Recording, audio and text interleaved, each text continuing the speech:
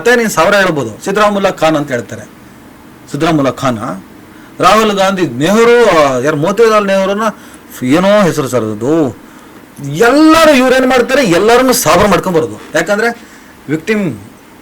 ಇವ್ರಿಗೆ victim card easy. Minority ಮೈನಾರಿಟಿಯಲ್ಲಿ ಬರೀ Muslim consider ಆಗ್ತಾರೆ. ಯಾಕಂದರೆ ಸಂಖ್ಯೆ ದೊಡ್ಡದಿದೆ. ಕ್ರಿಶ್ಚಿಯನ್ಸ್ ಎಲ್ಲೂ ಬರಲ್ಲ. ಅವ್ರ ಕ್ರಾಂತಿಗಳು ಬೇರೆ ಇದೆ. ಶೈಕ್ಷಣಿಕ ಕ್ರಾಂತಿ, ಆರೋಗ್ಯ ಕ್ರಾಂತಿ, ಅದ್ಭುತ ಸೇವೆ ಅವ್ರದ್ದು ಬಿಡಿ. ಅವರು ತಮ್ಮ ಪಾಡಿಗಿದ್ದಾರೆ.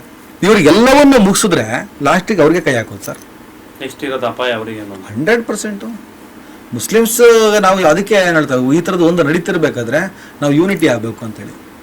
ಇವತ್ತು ಸೆಕ್ಯುಲರ್ ಶಕ್ತಿಗಳಿರೋದು ಯಾರು? ಹಿಂದೂ ಹಿಂದೂ ಹಿಂದೂ ಅಂತಾರಲ್ಲ ಅವರೇ. ಗೌರಿನ ಯಾಕೆ ಹೊಡೆದ್ರಿ? ಗೌರಿ ಮುಸ್ಲಿಮಾ?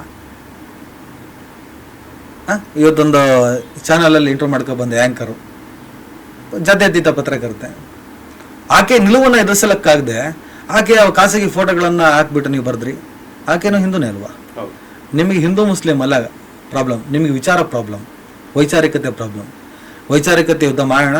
ಪರ್ಸ್ನಲ್ ಕೈ ಹಾಕಿದ್ರಿ, ಅದಕ್ಕೂ ಉತ್ತರ ಕೊಡೋಣ. ಯಾಕಂದರೆ ನಿಮ್ಮೆಲ್ಲರಿಗಿಂತ ದೊಡ್ಡದು ಸಂವಿಧಾನ.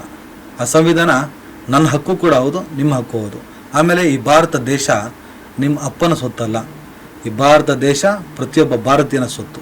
ನೀನೇನಾಗ್ತೀಯ ಚಿಂತನ್ ಅಂದರೆ, ನಾನು ಮೊದಲು ವಿಶ್ವಮಾನವ ಸರ್, ಆಮೇಲೆ ಭಾರತೀಯ, ಆಮೇಲೆ ಕನ್ನಡಿಗ, ಅದಾದ ಮೇಲೆ ನೀವು ಹಿಂದೂನೋ ಮುಸ್ಲಿಮೋ ಕ್ರಿಶ್ಚಿಯನ್ ಏನು ಬೇಕಾದ್ರೆ ಕರೀರಿ, ಅದು ನಾನು. ಇದು ನಂದು.